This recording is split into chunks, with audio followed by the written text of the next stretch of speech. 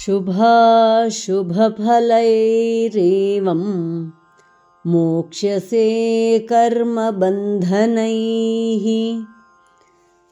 सन्न्यासयोगयुक्तात्मा विमुक्तो मामुपैष्यसि.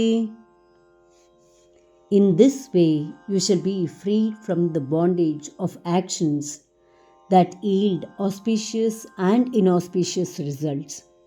With your mind firmly fixed in the yoga of renunciation, you shall be liberated and attain me. ಈ ವಿಧವಾಗಿ ಅರ್ಪಣಾಭಾವದಿಂದ ನನ್ನನ್ನು ಭಜಿಸುವುದಾದರೆ ಕರ್ಮ ಬಂಧನದಿಂದ ಬಿಡುಗಡೆಯನ್ನು ಪಡೆಯುವೆ. ಸನ್ಯಾಸ ಯೋಗಯುಕ್ತನಾಗಿ ನೀನು ನನ್ನನ್ನೇ ಸೇರುವೆ.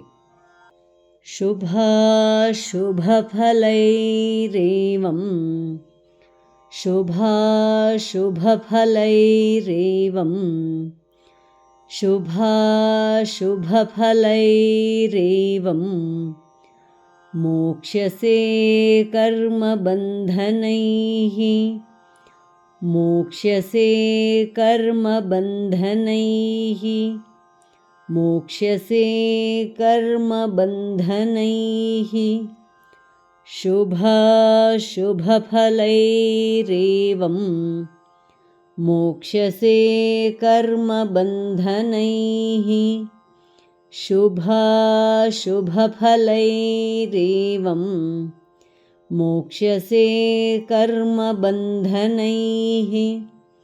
ಶುಭಾಶುಭಫಲೈರೇವಂ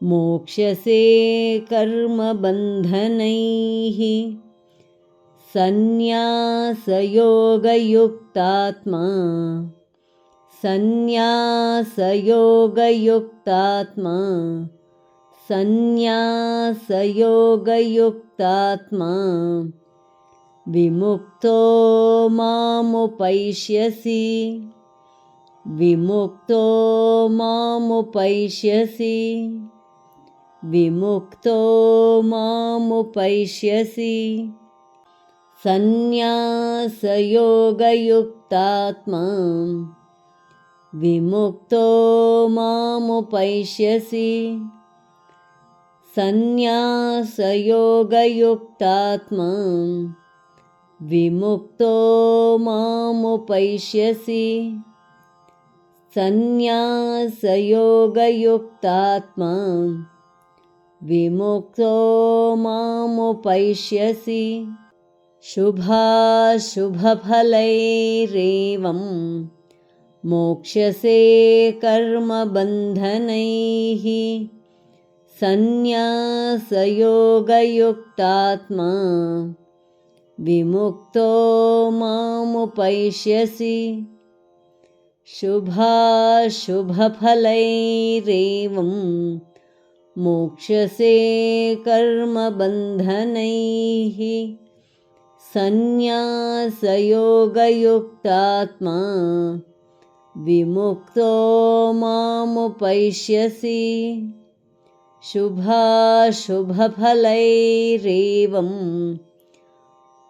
ಮೋಕ್ಷ್ಯಸೇ ಕರ್ಮಬಂಧನೈಃ ಸನ್ಯಾಸಯೋಗಯುಕ್ತಾತ್ಮಾ ವಿಮುಕ್ತೋ ಮಾಮುಪೈಷ್ಯಸಿ. ಧನ್ಯವಾದ. ನಮಸ್ಕಾರ. ಶುಭವಾಗಲಿ.